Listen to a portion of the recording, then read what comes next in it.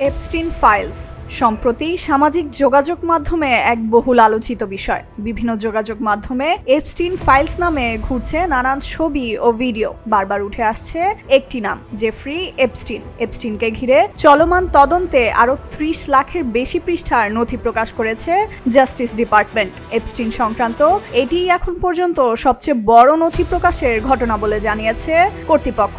এটি বিশ্বজুড়ে নতুন করে আলোচনার জন্ম দিয়েছে। কে এই জেফ্রি এপস্টিন?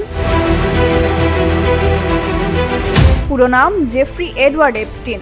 জেফ্রি এপস্টিন নামেই পরিচিত তিনি। সাধারণ কোনো মানুষ নয়, তিনি ছিলেন যুক্তরাষ্ট্রের কুখ্যাত যৌন অপরাধী। তিনি ছিলেন একজন মার্কিন অর্থনৈতিক বিনিয়োগকারী ও দণ্ডপ্রাপ্ত যৌন অপরাধী, যিনি বিশ্বজুড়ে প্রভাবশালী ব্যক্তিদের সঙ্গে সম্পর্কের কারণে ব্যাপক আলোচনায় আসেন।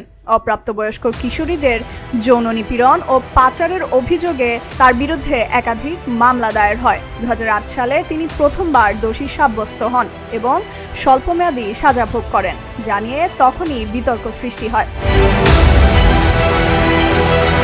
2019 সালে নিউ ইয়র্কে তাকে আবার গ্রেপ্তার করা হয় মানব পাচার ও যৌন শোষণের গুরুতর অভিযোগে। মামলার বিচার শুরুর আগেই একই বছরের আগস্টে কারাগারে তার মৃত্যু হয়।